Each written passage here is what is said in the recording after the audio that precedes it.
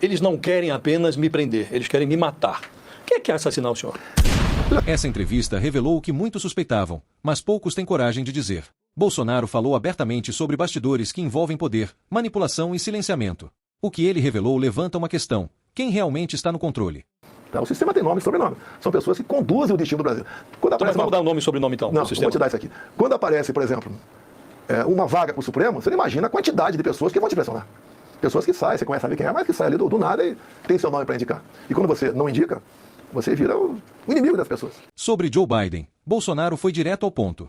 Será que o presidente dos Estados Unidos tem mesmo condições de comandar a maior potência do mundo? E qual o interesse dos americanos nas nossas eleições? Ao falar de Donald Trump, Bolsonaro deixa claro que havia alinhamento.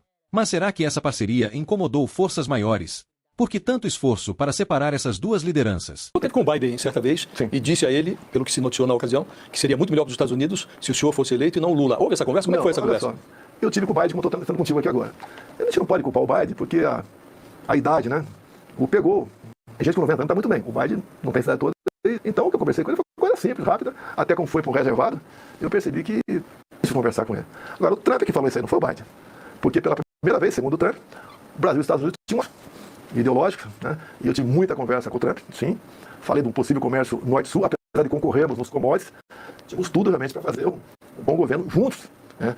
E ele queria a minha eu primeiro quis a reeleição dele, deu azar, tá? Não chegou. Foi ele, apesar de não ter interferido em nada, queria a minha reeleição também, e não foi possível. Temos um caminho semelhante, a facada aqui, eu tiro nele, tá? E o Brasil vivia um excelente relacionamento com os Estados Unidos, até a questão de Forças Armadas.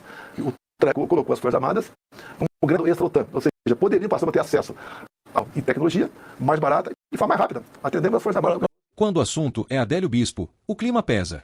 Será que foi mesmo um lobo solitário ou tem algo muito maior por trás?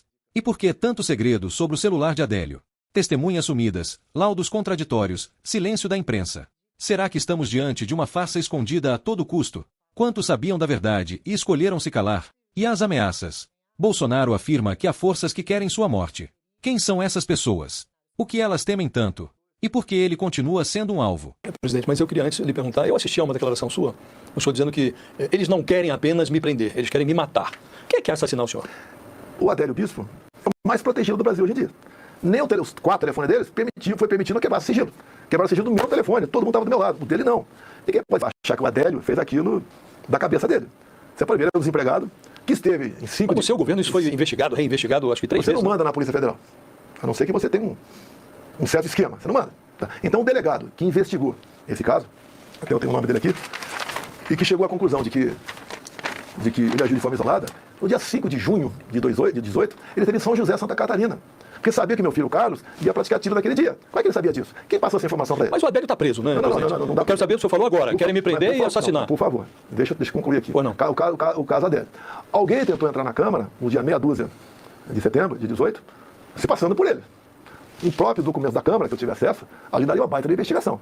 Que 2 policiais que teriam procurado, não fala se é a Polícia Federal, Legislativo, fala nada, teria procurado ali a portaria e tentado entrar lá. Por que isso aí?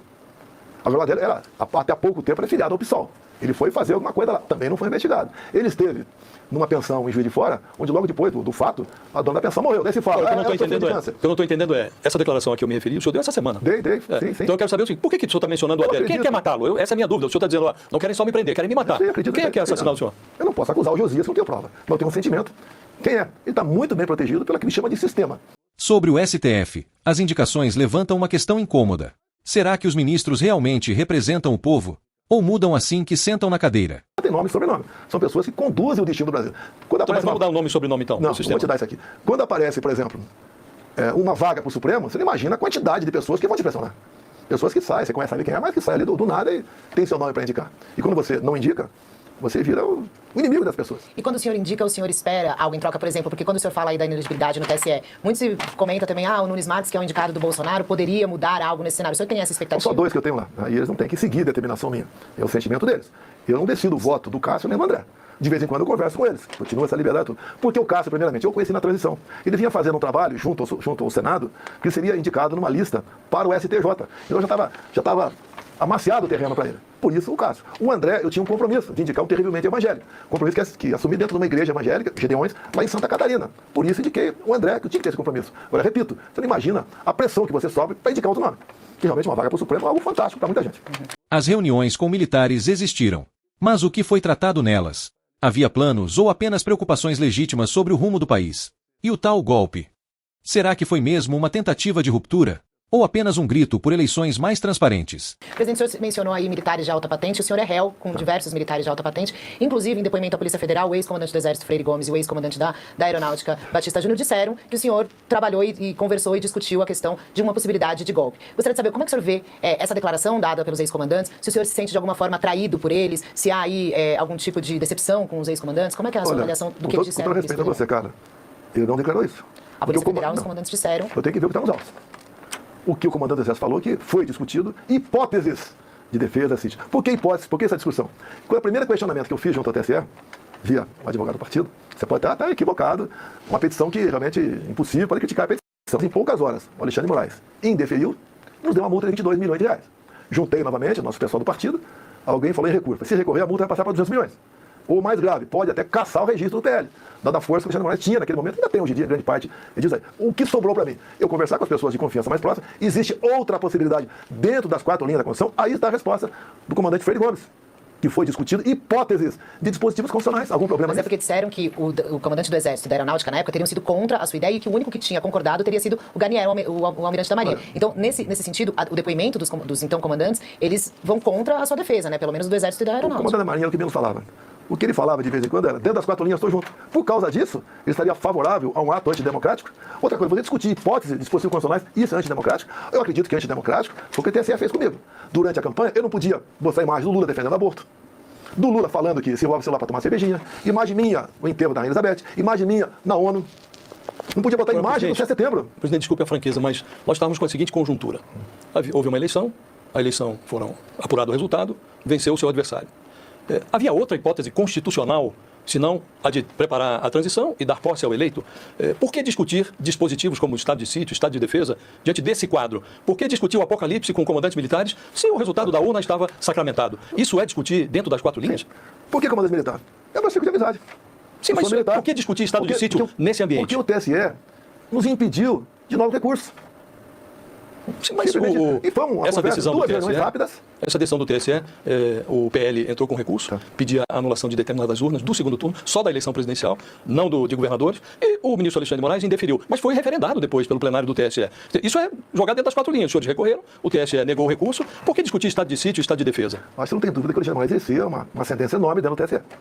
Ele poderia indeferir sem problema, entrar com outro tipo de recurso. Qual o problema? A eleição do Aécio Neves em 2014, ele questionou também. Ele pediu uma auditoria externa. Sim, mas depois de decidido... Tudo bem, mas por que a multa? Não se discute mais eleições? Por que isso? Que uma coisa, se eu tivesse os poderes que o Alexandre Moraes tinha, eu podia, no inquérito meu, convocar o ministro Benedito e perguntar para ele o que é missão dada e missão cumprida. Ou então o que é esse gesto para outro ministro? Ninguém. Agora, o senhor não considera, presidente, que é uma anomalia um presidente que foi derrotado na urna, recorreu ao TSE, o TSE disse, olha, esse recurso é incabível, indeferiu, e aí vai discutir estado de sítio, estado de defesa. Isso não é uma situação anômala? Incabível, tudo bem. A multa é que ninguém engoliu. Você já viu algum advogado ser multado porque peticionou alguém? Mas é podia recorrer da multa, né? Nós ouvimos aqui... recorrer da multa, ia passar por 200 milhões. Nós ouvimos aqui, entrevistamos eu e a Carla, por acaso, o presidente do vosso partido, o Valdemar Costa Neto. Ele disse que foi um erro aquele recurso. Então, a opinião deles são opiniões, né, Josias? Você tem a tua opinião, tem a minha, a Carla tem a dela. São opiniões. O que Bolsonaro ainda representa que assusta tanto o sistema? Será que a voz dele é a última que eles ainda não conseguiram calar? Se você chegou até aqui, é porque também sente que tem algo fora do lugar. Então compartilhe esse vídeo, curta, comente o que você pensa e se inscreva no canal. Porque a verdade precisa ser dita e ouvida.